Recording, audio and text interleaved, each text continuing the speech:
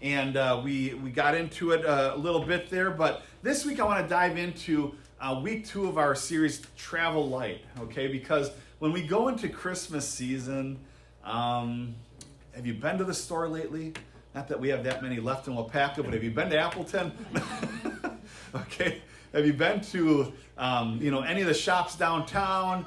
It's busy. People are looking around for things. I shared one time before. I have a quick wit and I need to keep it under wraps. Okay. There was one time I was walking out of Walgreens and a person, not old, I wouldn't say old, but just middle age. Your age. Wow. My age. She was walking through she was walking and she was just giving it to the owner and the manager, and I know the manager. We're kind of friends, and he was just like, and she's like, you should really repaint something there. You should put something over that. I trip over that every time. And I said, well, maybe you should learn to walk. And I just kept going. I'm like, I shouldn't have said that. Lord, forgive me. I am so sorry. I just kept walking. It was like Jim Carrey in Yes Man. He just said yes and keeps walking. Like, I'm sorry. I didn't mean to say that. Well, that kind of happened again, and it was just an interesting moment because I'm standing in Menards with Tracy was in the store doing everything she does in the store while I'm waiting in line. It was Black Friday, and the line started on the back wall of Menards, okay, and it went all the way to the front. So I'm standing there, and the lady, she sneaks through and reaches for a pillow with sequins on it and an ornament, and she goes, I need something, $5 more for somebody. I think they'll like it. And this other guy and I looked at each other, and I looked back and I'm like, nope. I'm like, I'm sorry. I shouldn't have said that. The day's getting to me. I'm like, I have 3 kids. I'm sorry, And so we get caught up in all of the stuff of the holidays, okay, the Christmas season. And there's a lot of fun things that we do. You have family traditions that you do. You have family things that you enjoy doing. My highlight for me each year is what I did yesterday. Go out and cut a tree down out in Wild Rose. The guy that owns the property, he doesn't know who it is, but it's fun.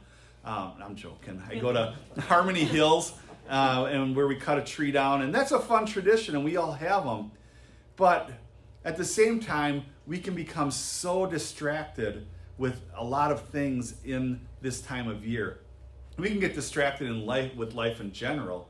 But I want to focus specifically on these times that we deal with, and how do we deal with distractions? Where do we go with this? What do we do? Because if we can limit distractions, we can be fully engulfed in the moment. This is something that people say over and over again. I went on vacation and I left my camera at home. I left my phone in the car because I wanted to be in the moment. There's a Zen saying, pastor saying Zen stuff. I don't condone or anything, but there's a Zen saying that says, when you drink tea, drink tea. In other words, live in the moment, be there, enjoy it. Okay? There was a question I asked the guy because I wanted to ask him. I said, okay, so we were at a store and it was a cruise ship actually. We were on a cruise and we were in the gift shop. I said, okay, so let me ask you the question. What's the difference between an $8 stogie cigar, okay, and the $70 cigar? Because I'm like, I don't know anything. I don't know much about cigars, but there can't be that much of a difference. Here's what he said. He goes, when you spend $70 on a cigar, it demands your attention. Okay? For me, it's like, okay, I wouldn't know that I'd noticed the difference, but it was just an interesting take. What's the difference between a $5 cup of coffee and a $12 cup of coffee? Okay? The one, yeah, $7. The one kind of demands your attention because you've invested in it. And so I want to talk about that this morning. I love that response. Let's define distraction. A pull apart, a separation, a separating, a drawing of the mind in different directions, being distracted. The devil doesn't need to destroy you. He can distract us so easily. The devil can sometimes look back and be like, if I can just distract this person, if I can get them to not focus on their kids, if I can get them not to focus on their spouse or their job, I've got them. You see, there's a story that we're all familiar with in Luke chapter 10, 38 through 42. And it says, as Jesus and his disciples were were on their way, he came to a village where a woman named Martha opened her home to him. She had a sister called Mary who sat at the Lord's feet listening to what he said. But Martha was distracted by all the preparations. This is the classic moment of pastors coming over, clean the house. We can't look like we live here, okay? But Martha was distracted by all the preparations that had to be made. She came to him and asked, Lord, don't you care that my sister has left me to do the work by myself? Tell her to help me. Martha, Martha, the Lord answered, you are worried and upset about many things, but few things are needed, or indeed only one. Mary has chosen what is better, and it will not be taken from her. It's an interesting story, okay? Jesus shows up at the house. It's a big deal. People know who Jesus was during those times. And there he was in the flesh. Martha's doing everything, whatever that would look like in those days. And Mary's like, he's here. The house is what it is. I'm sitting down and relaxing. And I'm going to kick back and enjoy conversation with Jesus. Martha got very upset over all of that because that's not what she was maybe brought up to do. Wasn't in her DNA to just say, okay, the boots can stay over there, the dishes are half done, the coffee pot hasn't been emptied or made yet. All of these things that go into this. So we really need to ask the question and choose what is better for us during these times in life. Because quite honestly, sometimes I can be guilty of choosing the wrong thing. Maybe you can be guilty of choosing the wrong thing. We'll talk about that in a little bit. First point I have is diminish the distractions. Okay, I'm talking from experience, and I'm talking as a person that's learning myself. Any pastor that would continually say you, really ought to say you and me, okay? Because we're in this together. It's a work in progress. I share insight from my own life, but at the same time, I long to learn how you're doing it. Those of you that have raised 3 kids and are now empty nesters, I glean info from you. I long for info from you. How do you make it through sometimes? But the first thing I'm working on doing is that I want to diminish the distractions. I want to distance myself from that which would tempt me to be distracted. Okay? Baby steps. When What About Bob came out, remember that movie, What About Bob, with Bill Murray? It was not a good time to be named Bob. Even my own math teacher, I walked in, he goes, keep sailing, Bob. I'm like, I don't even know what that means until I watched the movie. I should have got the shirt, don't hassle me, I'm local. But it's baby steps. Baby steps saying, diminish the distractions. What is consuming our life? There are some things in our life that are non-negotiable. Kids, bills, work, okay, kids' activities. Those of you that are in the Wapaka Public School this week, that have kids in the school system this week, it's a busy week. Plays, cantatas, concerts. I'm going to my first junior high band concert. Okay? If there's weeping and gnashing of teeth from dogs and cats outside the schools because James is on the trumpet. But there's a lot of things. It's a busy time. So there's some things that are non-negotiables. The negotiables, though, are what? Shopping, yes. How much time we sit in front of the TV, how much time we do this, how much time we do that, and other places that we go. And so we read in 1 Corinthians chapter 7, verse 35. It says, I'm saying this for your own good, not to restrict you, but that you may live in a right way in undivided devotion to God. Paul is very familiar with distractions. Paul is a person that says, you know what, I know how to get through this. I know what I'm doing. I still work through it. But at the same time, these are important things for us to understand, that you may live in a right way in undivided devotion to God. Proverbs 5:8, keep to a path far from her. Do not go near the door of her house. He's talking about the craziness, the busyness, the distractions of life that we face, that you face in life. Distractions are huge in life in general, but going through the holiday season, it can be even tougher. There are times where we just say, no, I'm not going to do that. I can't do that. There's no way I can find time to do that. And like the Christmas chaos guy, if people are going to think you're a jerk and all that stuff, maybe. But at the same time, you've got to take care of you. You need to take care of you, because chances are you have family members that need you to be present. And so to set up a boundary, to set up a way of saying, I'm not going to do this, I'm not going to allow that because this is more important to me. And eventually people get used to it. One of the toughest things I had to get into family, not my immediate family, but family members' minds when I became a pastor was, I can't go to things scheduled at 10 or 11 or 12 o'clock on a Sunday, a party, because I am a pastor. This is what I do. And so there were times where he said, no, I can't make it. And then we moved up here. Well, birthday party's at 1 o'clock in Milwaukee. I can't go. And then you offend Aunt so-and-so. Then you upset cousin so-and-so. And eventually they started figuring it out, but it was a boundary saying, okay, yes, I could have made it.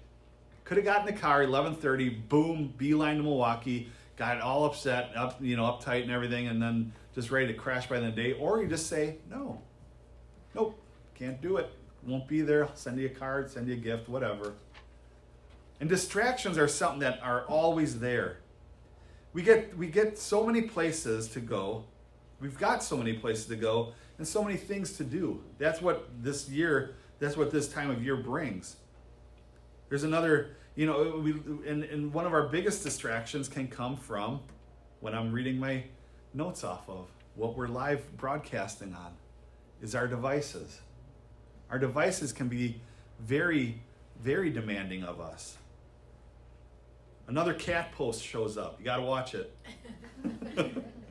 There's another this, and then there's another that, and what are they going to think if I don't do this? What are they going to think if I don't say that? And if I comment on this, then you think 10 minutes later, maybe I shouldn't have commented. Maybe if I delete it, it'll be off of there and they won't even notice it, And on it goes. And there's all sorts of distractions that come to a person's mind. Do I fit in? Am I good? Am I going to be popular enough for kids? And am I living the right way? Do I have enough stuff? Because if I have more stuff, I'd be happy. What are they going to think if I don't have that? Where am I going to go? Over and over, the distractions can play into our mind. For some of us, we can sit down, and when we sit down, we can turn it off. We can just focus on things. There's that meme that you always see, and it's a husband and wife laying in bed, and the wife says, I bet he's thinking about another woman. And then it'll be the caption that says, I wonder what it'd be like to join Darth Vader in his conquest for world domination. In other words, kind of like some guys can just turn it off. And for my wife, she could say, what are you thinking right now? Nothing. That's my response. Nothing. I'm staring at the tree wondering, why is it still alive? And I could ask her, what are you thinking? And she will say, do you have a half hour? It's just boom. Okay, and we have that. We have distractions. If you don't know what distraction looks like on social networking, watch a video clip on YouTube and see all the suggested videos that come up. It's a slippery slope. One of my favorite channels on YouTube is Fail Army. Okay, where people record their fails, bloopers, I guess you could say, and then it goes to this one, and this one, and this one. Next thing you know, you're like, I really need to get off of this. Here's what one person said. If you wonder why you're not as productive, excuse me for a second, you're not as productive as you'd like to be. If you wonder why your relationships are not as intimate as you know they would be, if you wonder why they are not as close to God as you would like to be, could it be that you cannot do anything meaningful when you're interrupted every 10 minutes to stare at that little device? Since you're so quiet, he says, I think I'll stay here for a few minutes. Let's talk about social media. This author says, I enjoy social media. The average person spends more than 2 hours a day on social media. 2 hours a day on social media, 2 hours a day. If you are younger and you spend 2 hours a day, you will spend, are you ready for this, over 7 years of your life. 7 years of your life scrolling, tapping. Isn't that something? Let's clarify though. Because a lot of people, when they make the assumption, you're on social media, you're on your phone, you're doing things, the assumption is you must be on social media. That's not how Bill Gates, that's not how Steve Jobs set these things up to work. A lot of times people could be looking at a news. Okay, a lot of times the people could be sitting on their device and actually reading a book. The older generation, I remember it said, you people are always on your books when you're on your phones and tablets when you're in a waiting room. And then it showed a picture from the 50s and everybody was in a magazine, all the faces down, looking at newspapers and stuff. Times change. But the fact is that just because someone's looking at their phone or a tablet doesn't mean they're necessarily social networking. It means that they could be on their Kindle app. I have 8 books in my pastoral library these days. 8 books. All the rest of my library is on my Kindle. Okay, I log in and there it is. And so we can't just assume somebody's on the phone, get off Facebook. Maybe they're not even out. Maybe they don't even have Facebook. You can actually own a smartphone and be not tied into social networking at all. Crazy, I know. But that is the case. But he makes a good point. A person that does that 7 years of their life at 2 hours a day. And so what does that cause us to do? Focus on the important. Proverbs chapter 4, 25 through 26 says, let your eyes look straight ahead. Fix your gaze directly before you. Give careful thought to the paths for your feet and be steadfast in all of your ways. I can honestly say, I can't hardly remember the last time my family has not had dinner together at the table at night. Every night we have dinner around the table. We don't sit in the living room. We don't sit downstairs. We don't have a TV in our living room. We have our TV downstairs, which is nice. But upstairs in the living room, we just have a Bluetooth speaker and music goes and all of that. And I can't remember the last time we've not had dinner together. But every once in a while, there's the danger of, kids will ask a question. I'll be like, ask my phone, look this up, look that up. But more and more, I've learned to realize that I enjoy putting on some music, like right now there's holiday channels on you can listen to and everything. So I put some music on and I put my phone up on the refrigerator, just get it out of the area and just talk with the kids, and enjoy conversation. And not every conversation's enjoyable. I'm just going to say that when you have 3 kids, but you're being there, you're being present, you're enjoying it. And so, whatever that looks like for you, whatever that looks like for me, we have to sit back and say, I need to get rid of the distractions. And here's the thing that we have to be careful of. A lot of times this happens in Christianity. We have to be careful not to preach our convictions. Okay, so you're really hung up on your phone, you're really hung up on this, you're really hung up on that, and you're going to work through it. That doesn't mean you need to preach that to everybody else. That means that's your problem. Okay? That means that's my problem. And so just because you've been delivered from your phone, good for you. I'm sorry it was such a vice for you, but I'm okay with mine. I do all right. And it's really these things that, whatever's our distraction, work on. Because these are fun times that we're in right now. This is a fun time of the year. And the last thing we ought to be doing is getting distracted by so many things. These Christmas cards are just, I can't get them out. I can't do it. I just can't. My wife's always amazed. I sat down and wrote out church Christmas cards this week, 60 of them. And I sat down, about 2 hours later, I was done. I said, and Tracy goes, wow. I said, and everyone has a personal note in it. And it's just one of these things you sit down to do. For Tracy, she does the photo cards for family and friends, and she likes to just everything just right and stuff, and and that's fine. But I can tell you that for us, if she sat down to that, or I sat down to my cards, and I enjoy that. I enjoy having tea with them. It's kind of a holiday thing for me. If I did it in front of the television and watched Expedition Unknown, I'd be glued. Is this guy actually going to find the treasure on this episode? No, instead he's going to find a broken screwdriver and think it's from that era, The Curse of Oak Island. It's a sham, I'm sure of it. But I tell you what, if they ever air a show about finding Bigfoot, I'm all in. This could be the episode. Rick too, yes. So focus on the important. The only way that we can truly serve God is when we seek Him first. What does Scripture say? Matthew 6:33, I don't have it on the screen, but it says, but seek first His kingdom and His righteousness, and all these things will be added to you as well. In other words, if things are out of control, focus on God. Focus on Him. Things are going to get brought into control. We're going to start focusing. We're going to be able to be fully engulfed and fully in on what we're doing. Because Proverbs 4:27 says, do not turn to the right or the left. Keep your foot from evil. In other words, what's your goal? What do you want to do? Make that the goal and then go for it. Be fully present in what you're doing. Be fully present in the holiday season. I'll admit there are times that I sit down and, we don't have a TV in the living room, and there's times where all of a sudden, kids are doing their own thing, Tracy's doing hers, and I'll just like, hey, there's a video, there's a fun video, or, Spectrum TV, if you have Spectrum cable now, if you have Spectrum, you get the free app and you can watch live TV on your device. So it's kind of those things. I don't have a TV in my living room. I'm holier than you, but I have it on my iPad, so I can just, And that can become dangerous. And I'll admit to you, there are days where I look back, I'm like, I should have been wrestling with Noah. I should have put the dumb thing away and wrestle with my sons, or work on a craft with Emma, or do something like that. So we have to be working towards getting rid of distractions. And point number 3, as we get rid of distractions, is listen for the voice of God. Listen for it. Sometimes I look at that scripture we open with, and I make it to read, Bob, you're worried and upset about many stupid things.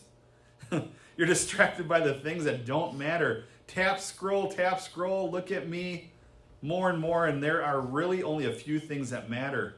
And you have the ability to choose. It's your choice. Feel it. Your life is valuable. Your calling is great. It's special. Your God is so good. Why would you waste your life on things that don't last? God help our culture today. There's so many things that don't matter. Political arguments on Facebook. It doesn't matter.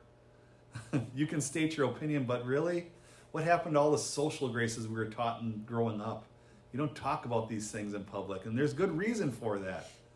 Okay? Do you have an opinion? Absolutely. I have opinions. I've learned not to give unsolicited opinions because it causes more harm than good amongst friendships. Now, if somebody comes up and says, what's your opinion on this? I usually give a debriefing, a waiver, and say, you asked my opinion on this.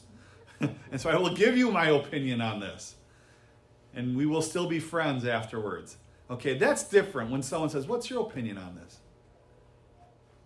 Then you get the people, too, that say, what's your opinion on it? And you give it, and they're like, you're wrong. You just asked me my opinion on it. How can my opinion be wrong? But listen to the voice of God, because it's so easy to get tied up in something. Somebody posts a political thing. Somebody posts a comment or an opinion. It's so easy to get riled up and say, and lay into it and read into it and comment. That's all distractions from what God wants to speak to us in our own life. You see, Isaiah chapter 30, verse 21 says, whether you turn to the right or to the left, your ears will hear a voice behind you saying, this is the way, walk in it. I don't hear from God much anymore these days, Pastor Bob. Well, what are you distracted with?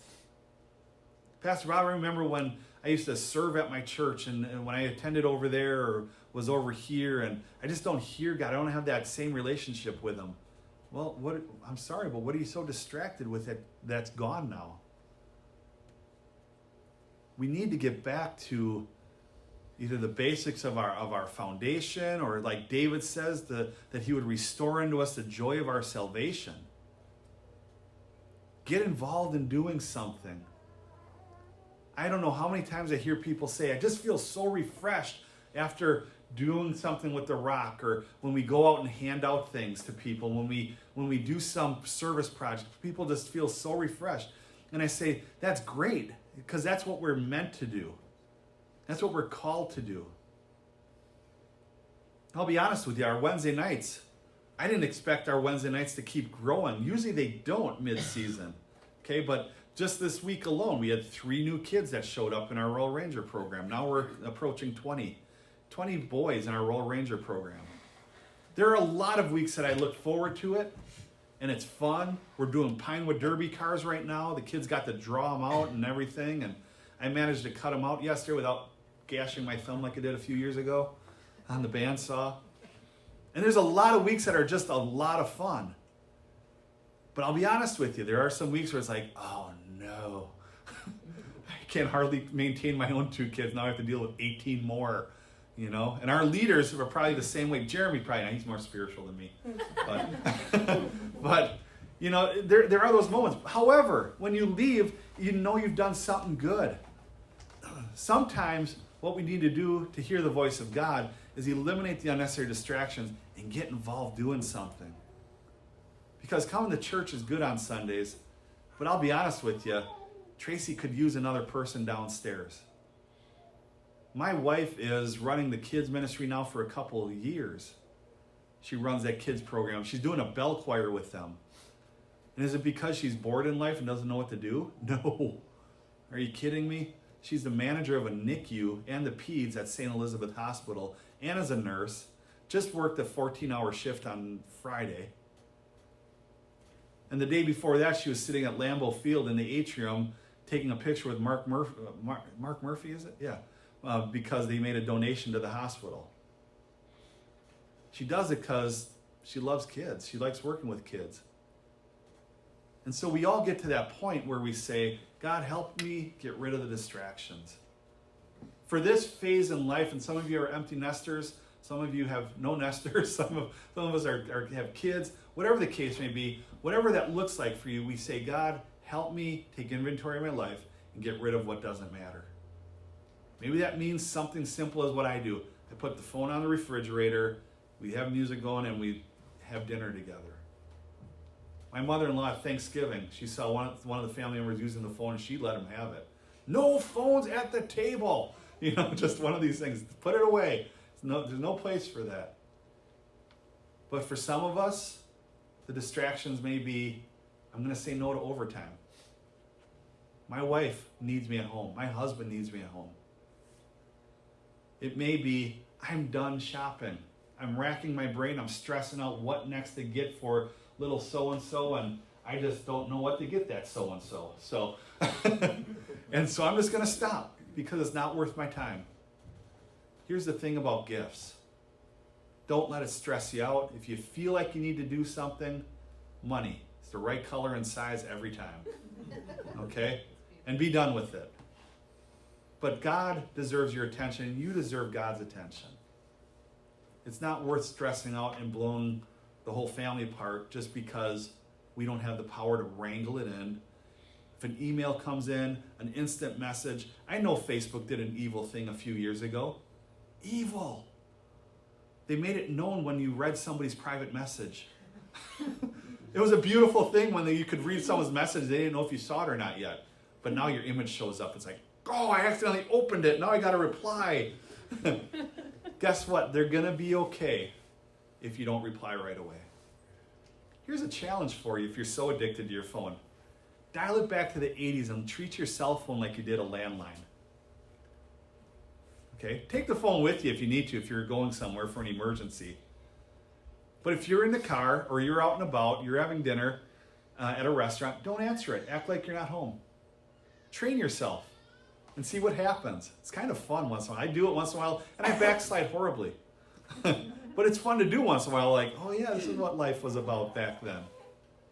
Because again, whether you turn to the right or left, your ears will hear a voice behind you saying, this is the way, walk in it. So be honest. Rhetorical question, you don't have to answer it right now. Who feels distracted right now? What else has your attention right now? If you got to sit down, just you and yourself, and some of us would think that's a glorious moment. What else has your attention? Which distractions do you want to limit? What do you want to eliminate? And how are you going to do it? Because then we start to feel that embrace from God again. We hear the voice of God again. And we feel, dare say, sane once again.